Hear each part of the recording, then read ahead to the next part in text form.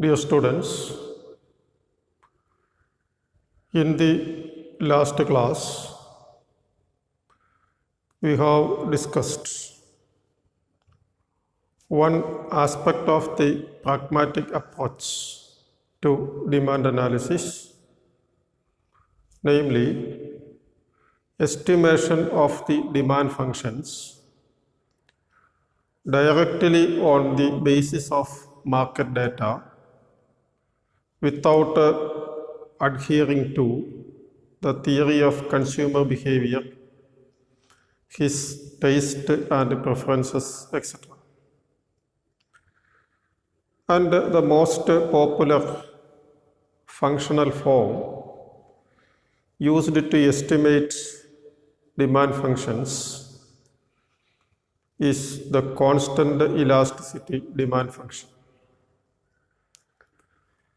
Today, we discuss another direction in which the followers of pragmatic approach extended the demand theory. This is the dynamic versions of demand functions, also known as the distributed lag model of demand.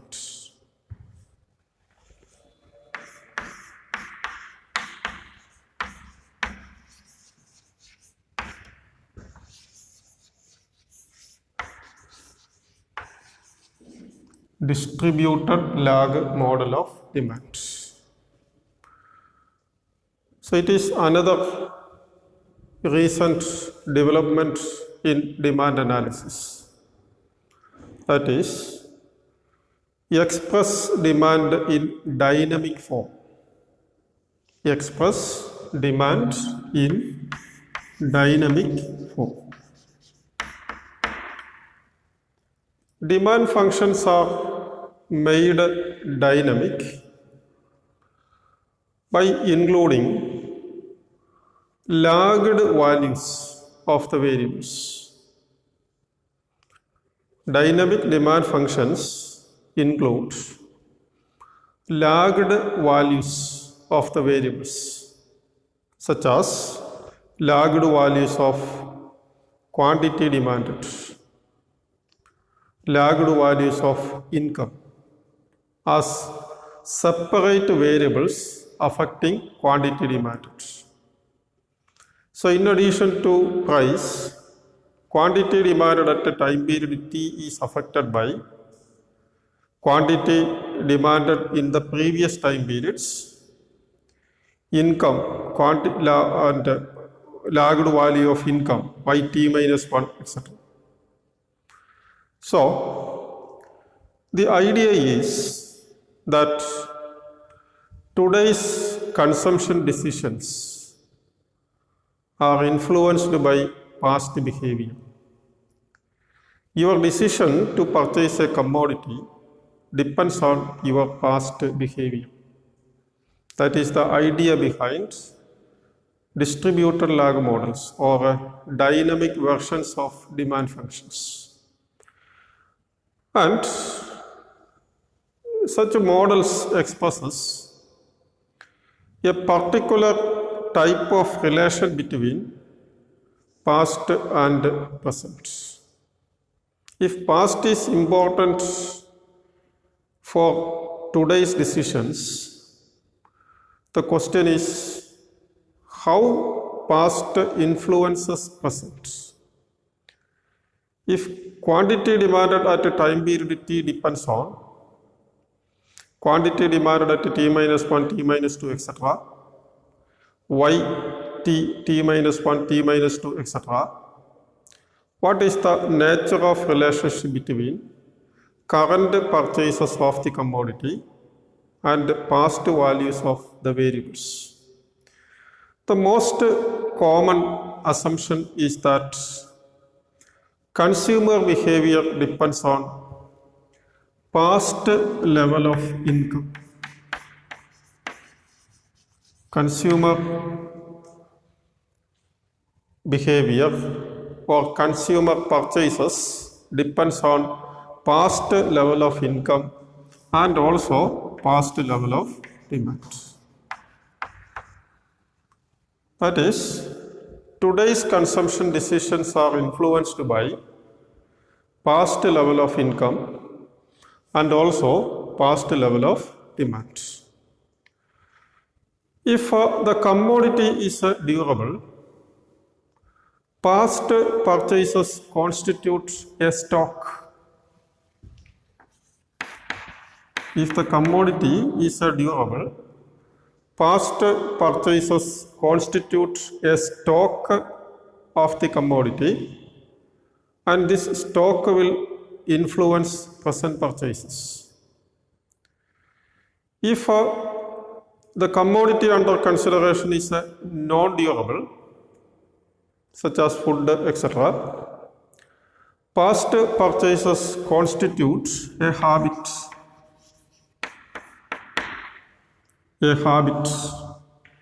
and it will also affect present purchases. So whether the commodity under consideration is a durable or a non-durable, past purchases influence present. If the commodity is a durable, past purchases constitute a stock and it affects present purchases. If it is non-durable, past purchases constitute a habit. It also affects present purchases. The second important assumption is that if past is important in present decision making, then recent past, that is recent past level of income and demand are more influential than remote past levels of income and demand. That is, if past is important in determining present, then recent past is more important than remote past. It is a reasonable assumption in the sense that recent levels of income and recent levels of quantity demanded will have greater influence on remote levels of income and remote levels of quantity purchased. And models incorporating lagged values of quantity demanded, income, prices, etc. are known as distributed lag models. Models incorporating past values of demand, income, price, etc. are known as distributed lag models. Such models are known as distributed lag models because the effect of a given cause is distributed over a period of many time periods or distributed over many time periods. A simple example will clarify the point. Suppose that the income of a person suddenly increases by, say, rupees 2000. And suppose also that this increase in income will be maintained in the subsequent periods. We do not expect that consumer will increase his consumption immediately to, say, assuming that the marginal propensity to consume is 0.8 from macroeconomics, we expect that consumption increases to 1,800. But suppose that if income increases by 2,000 and is sustained, consumption reaches 1,800 in a period of 3 years. In the first year, his consumption increases by, say, 800, then 600, then 400. Then the effect of a given cause, in this case, the effect of an increase in income is distributed over a period of 3 years. That means, in this case, consumption at time t is a function of income at t minus 1 and income at t minus 2, like this. So you cannot specify consumption as a function of current income. You have to specify consumption as a function of current and lagged values of income. And remember this in economics. Whenever there is a change in one variable, the other variable will react with a lapse of time. And this lapse of time is known as lag.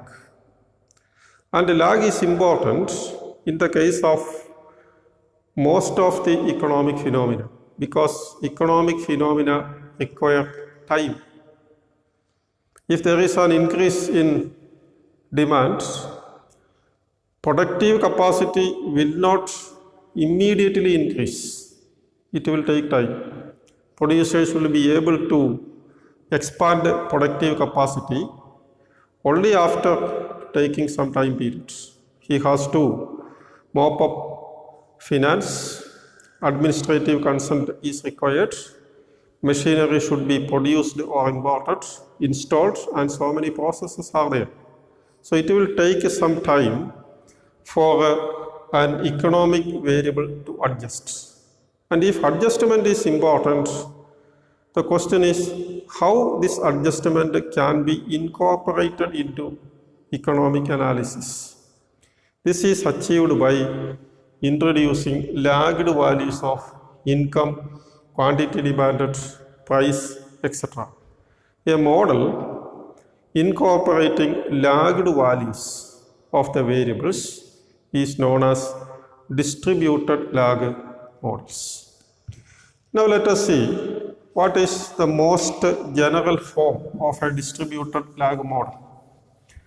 So the most general form of a distributed lag model is Qxt is a function of Pxt, Tx, t minus 1, etc., Q t minus 1, Q t minus 2, etc., Yt, Y t minus 1, etc. That is, quantity demanded of the commodity X at a time period t is a function of price of the commodity at a time period t, t minus 1, t minus 2, etc., q t minus 1, t minus 2, etc., yt minus 1, etc., etc. So, this is an example of a distributed lag model. This is because in addition to the current values of income and price, quantity demanded depends on lagged values of income, quantity demanded, and price. Initially, such models were used to model demand for consumer durables only. Later, R. Stone extended it to many commodities. R. Stone extended it to many commodities, and Hauthaker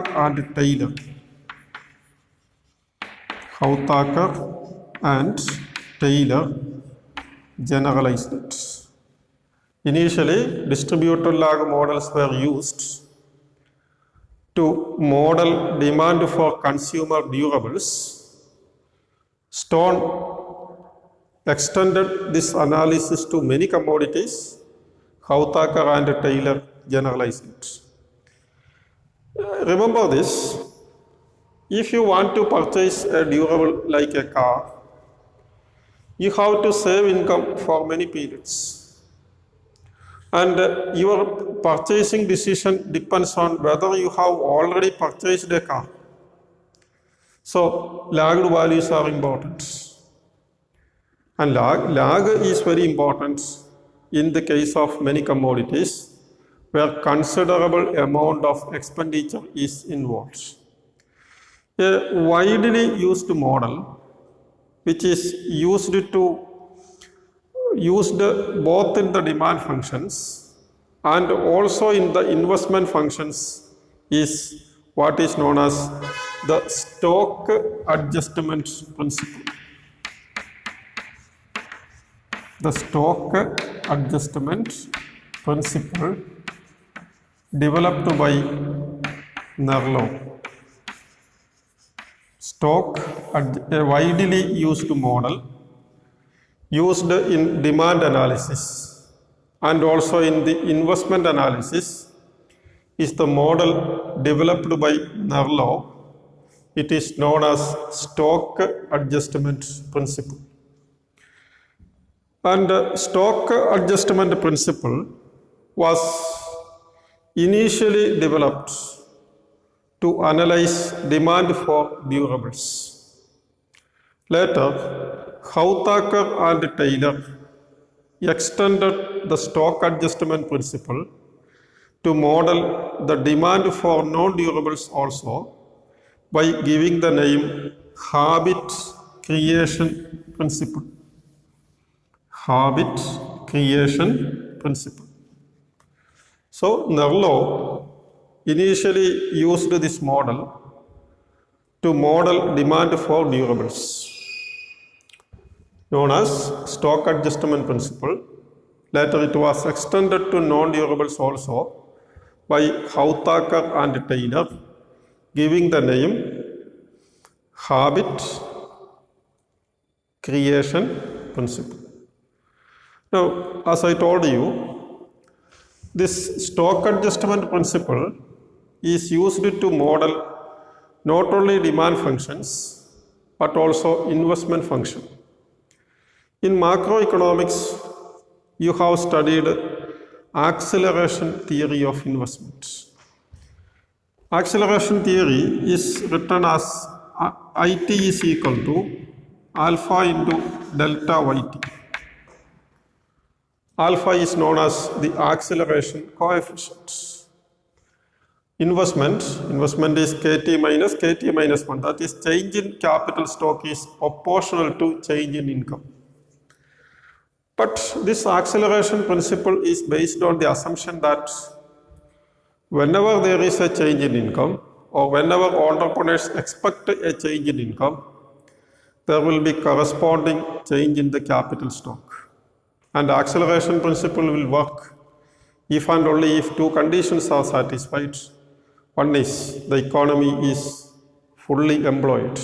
Second, acceleration coefficient is nothing but the capital output ratio or the marginal incremental capital output ratio is a constant. If these two conditions are satisfied, entrepreneurs are expected to make investments in accordance with the acceleration principle. But this is an unrealistic assumption because whenever there is an expectation about a change in income, investment will take time due to financial constraints, administrative delays, and other issues. So we will study for the time being this stock adjustment principle in the case of consumer durables. So what we consider next is Nerlove's stock adjustment principle. A flexible acceleration model you will study in macroeconomics. Now let us see what is this Nerlove's stock adjustment principle. Now, Nerlove's stock adjustment principle, originally developed for consumer durables, has the form QT is equal to A1 YT plus A2 qt minus 1. Qt is equal to a1 yt plus a2 qt minus 1. That means quantity demanded at a time period t depends on income at a time period t and quantity demanded at a time period t minus 1. Now let us see how this model is actually derived. We assume that there is a desired level of durables denoted as Q star T. There is a desired level of durables denoted as Q star T, and that the Q star T, the desired level of durables, is determined by current level of income. Q star T is proportional to current level of income, where B is the factor of proportionality. But consumers cannot acquire Q star T, the desired level of durables, due to limitations of income and also due to credit limitations. Due to limited income, due to non-availability of credit, this desired level of durables cannot be acquired in any single period.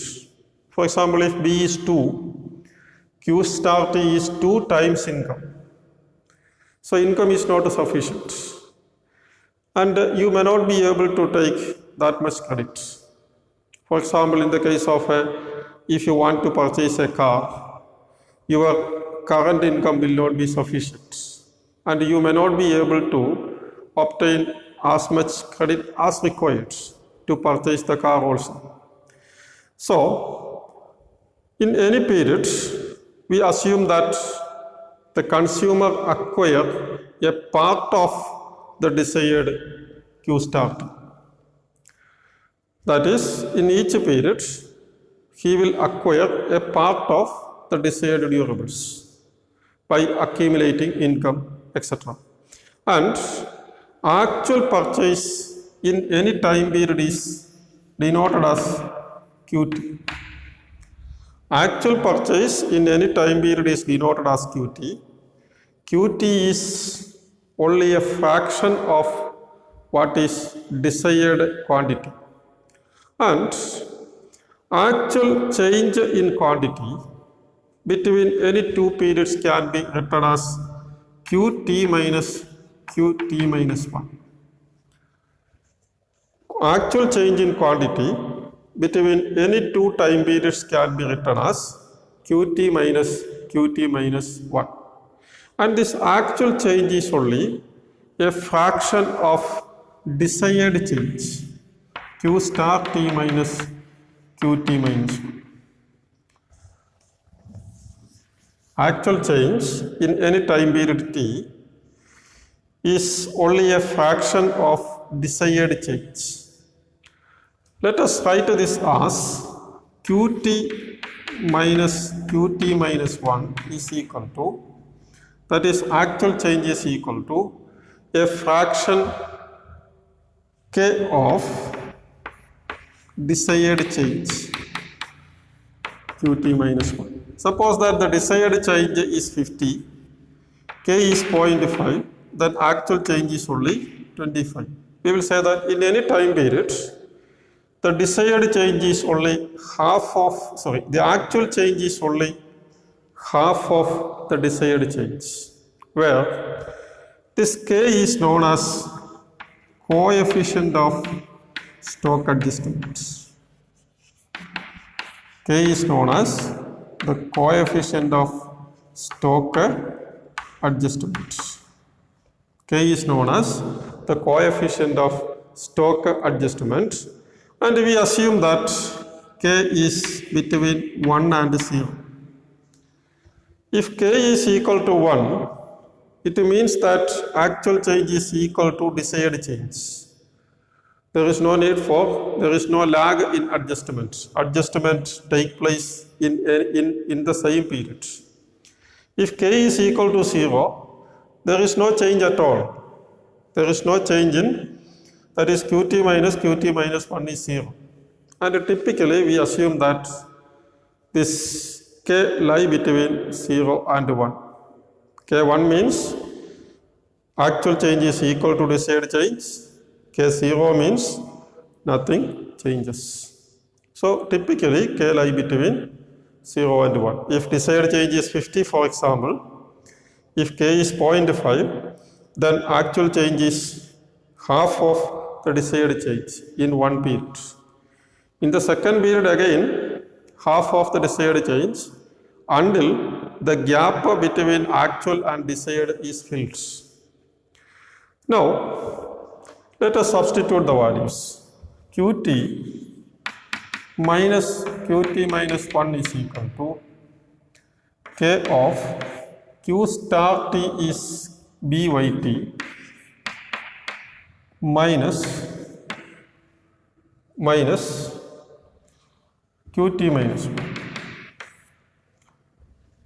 Expanding this, qt minus 1 is equal to k into byt minus k qt minus 1. And qt is equal to kb yt minus k qt minus 1 plus qt minus 1. This term is taken to the other side. So qt is equal to kb yt plus 1 minus k qt minus 1. Qt minus 1 minus k qt minus 1.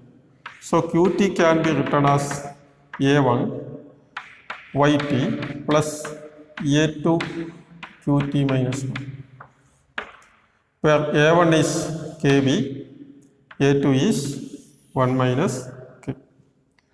a1 is kb, a2 is 1 minus k. So this is how we estimate the distributed lag model suggested by Nerlove. And this equation is the mechanism of stock adjustments.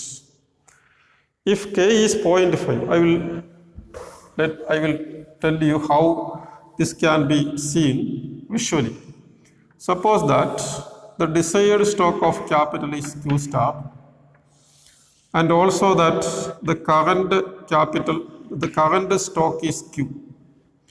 And suppose also that k is 0.5. This is the desired level. So in the first period, if k is 0.5, half of the gap will be filled. In the second period, half of the remaining half will be filled. In the third, half of the remaining half will be filled. In this way, the consumer ultimately reaches the desired level. But we cannot say that he will reach the desired level, because once this gap is filled by the consumer, his desired level again changes, because we assume that human beings have unlimited wants. Anyway, this is the distributed lag model where qt is a function of yt and qt minus 1. As it is formulated by Nerlove, it is used to express demand functions of durables only. So in the case of durables, income is a very important factor determining purchases. And qt minus 1 is also very important. Price is not. That is why qt is specified as a function of yt and qt minus 1. And this is derived by assuming that in any time period, actual change in the stock of commodities is only a fraction of desired stock. And this is the mechanism explaining this stock adjustment process.